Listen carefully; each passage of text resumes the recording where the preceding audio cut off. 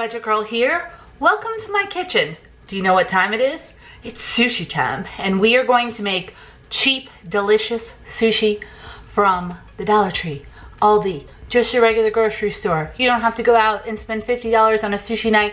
You can make your own sushi at home. It's going to be just as delicious, just as yummy, and you can customize it exactly how you want for pennies on that. Let me show you how. All right, before we get started, don't forget to like this video because you guys have been requesting this video quite a lot because I like to post DIY sushi pics on my Instagram at GoBudgetGirl, shameless plug, and I'm making it for you because I love you. So if you're not already a member of the Budget Girl family, go ahead and subscribe and like this video if you like sushi.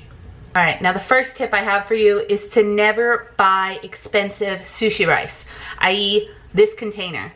i.e. the one I have because I once spent $8 on this much sushi rice. Forgive me. So here's the thing, short grain rice is pretty much short grain rice. If you have a Asian food market near you, you can buy a couple pounds of bags of rice for super cheap, just $2 or $3. Or if you just want to go to Walmart, don't just buy the sushi rice that's labeled sushi rice. Short grain rice will work just fine. I'm cooking mine back there in my rice cooker, just 1 cup rice to 1 cup water. It's gonna come out just fine.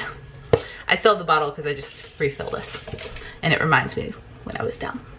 Next up, you are going to need seaweed wrap. I got this at the Asian food market near me for just a couple of dollars. They also sell it at Walmart, regular stores. Now, this is another thing where you can save money.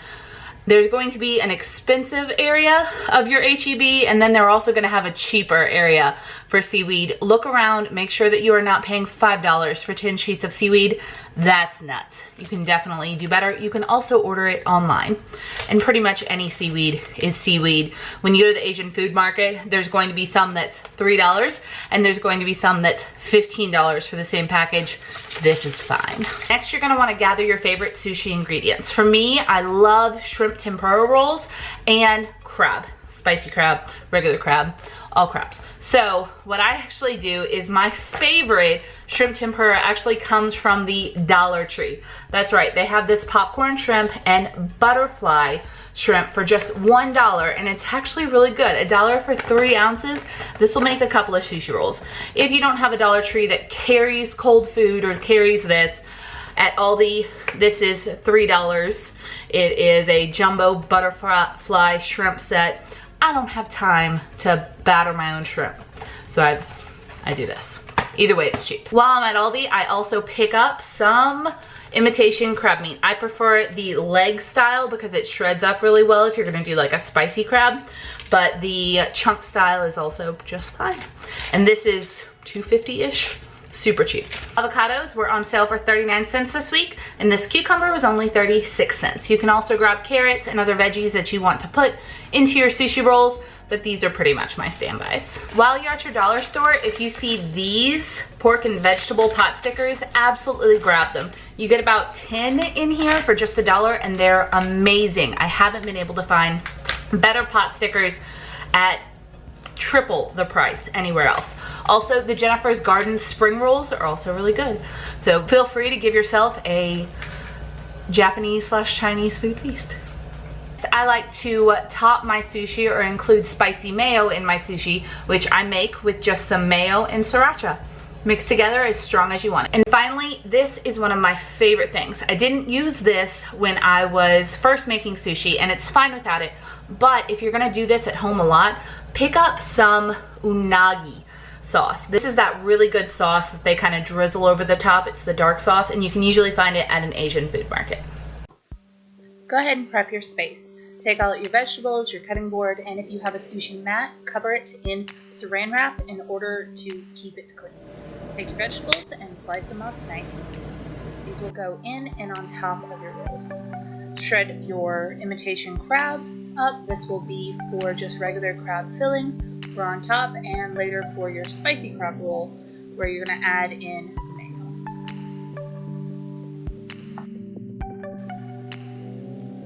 To make spicy mayo, just add light or regular mayo to a bowl and add sriracha to taste. Mix and dump in your imitation crab or on top of the roll.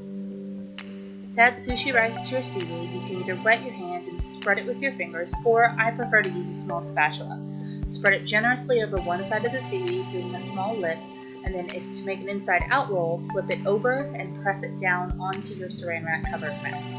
Add your vegetables, your meats, anything you'd like, and then you're going to roll your sushi by pressing the edge closest to you on the other side of the fillings. Squeeze gently with your mat, then cut in half, stack together, and then cut into quarters. Wetting your knife is going to help a lot. Assemble onto your plate as aesthetically pleasing as you so choose, and if you have one sushi roll or two fall apart, that's just fine. There is going to be a bit of a learning curve. To make a spicy mayo roll, repeat these steps, and as you can see, this is a regular roll, so the rice is on the inside. Do this back and forth however you please. Neither is really harder than the other, though I would go ahead and start with a regular roll. It's just easier to cut. Don't forget to cut with a wet knife.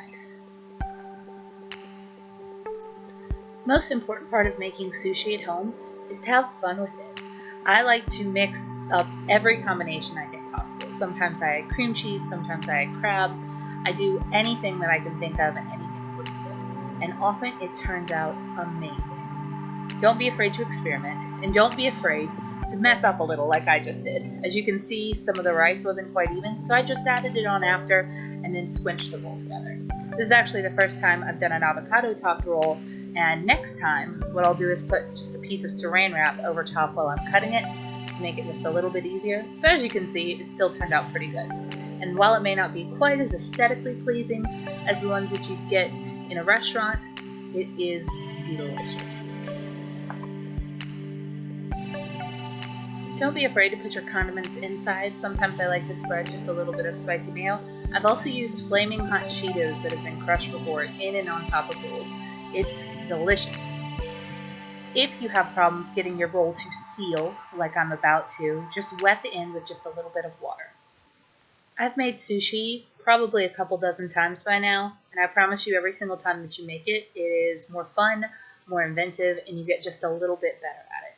My rolls just look a little bit nicer, and it's just a whole lot of fun. It feels like a skill that I've been able to pick up, and it's definitely saved me a lot of money going out for sushi nights.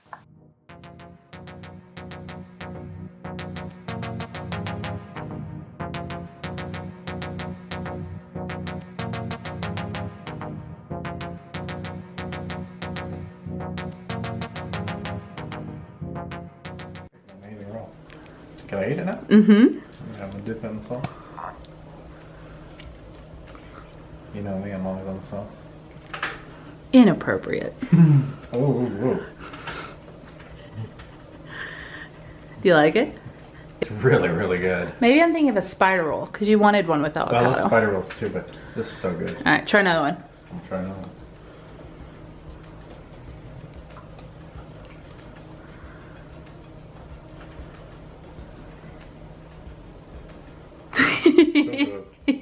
He's wiggling. You know it's good if he's wiggling.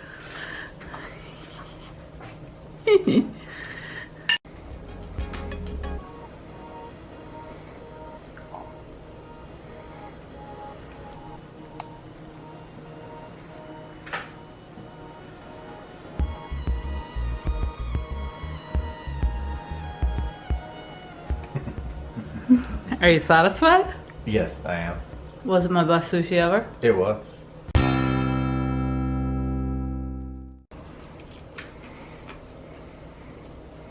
I hope you can change the audio. It will not be me chewing, I swear. Well, also there was that little growl noise when you ate it. Growling it?